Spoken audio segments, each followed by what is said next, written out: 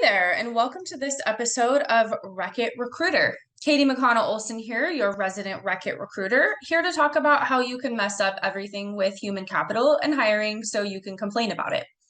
And today we're talking about complaining about generations in the workforce.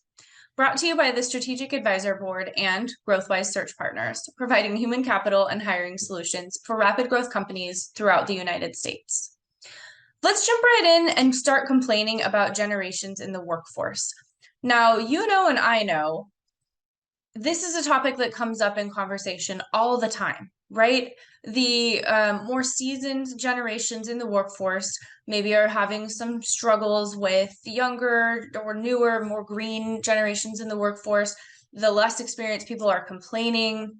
There's a divide happening. It's been a hot topic of conversation lately. So we'd be remiss here at Wreck-It Recruiter if we also didn't complain about this. So first complaint, let's complain about Gen Z. Okay, it's 2022, so we're complaining about Gen Z now. And remember 10 years ago when millennials were the problem and they were causing all the trouble? Okay, well, they're the ones doing the complaining now, and it's this new generation that's a problem. So damn those Gen Z people and all of their problems. So in true Wreck-It fashion, step one is to really complain about everything a lot because it's inconvenient for you and for your organization. And seeking to build understanding and bridge gaps is kind of for chumps. So common complaints from Gen Z. They have a short attention span. They are addicted to technology, those Gen Zers. They can't handle face-to-face interactions, and they expect too much from companies. Now, those are actually the top 4 complaints about Gen Z that I found through a little bit of research on the Googles. Common complaints: short attention span, addicted to technology, can't handle face-to-face, and they expect too much. Now, I don't know about you, but it kind of sounds like a lot of society falls into that bucket, but we're not talking about everybody else. We're complaining about those Gen Zers, those young whippersnappers that are just disrupting everything. So in order to really complain, I wanted to do a little depth of market research on complaining. So I dug into common complaints about millennials. And here's what I found. They are unfocused. They are difficult to manage. They are difficult to deal with. And they have unrealistic expectations. So that's weird because it kind of sounds like exactly the same challenges that we were having with the Gen Z people. Short attention span versus being unfocused. Difficult to deal with and manage versus can't handle face-to-face interactions. Expect too much from companies versus having unrealistic expectations.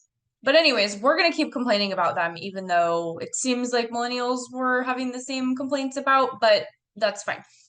So I wanted to dig a little bit deeper into complaining because I feel like if we're going to complain, we're going to go big or go home about this.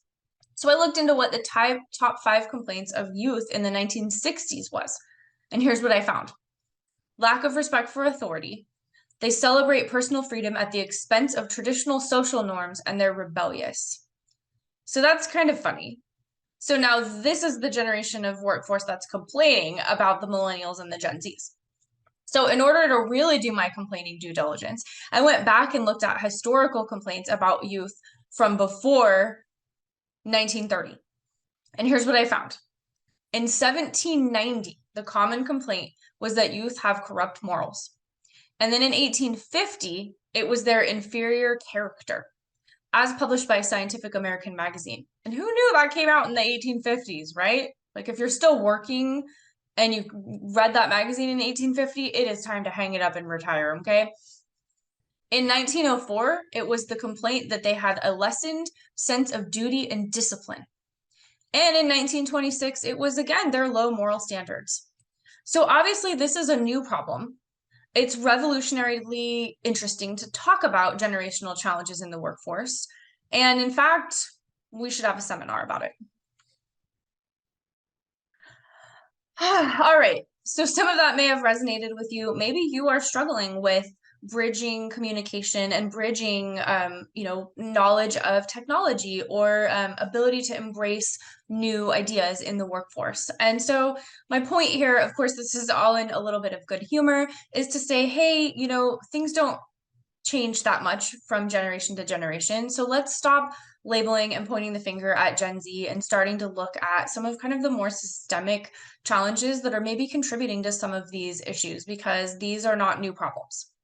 So to take a deeper dive into that and how GrowthWise can help you or take it off your plate entirely, click on the link in the description, visit growthwisesearch.com. We'll be glad to help you. Don't forget to like, comment, and subscribe. Feel free to put your generational complaints in the comment box below. I would love to hear them. See you next time.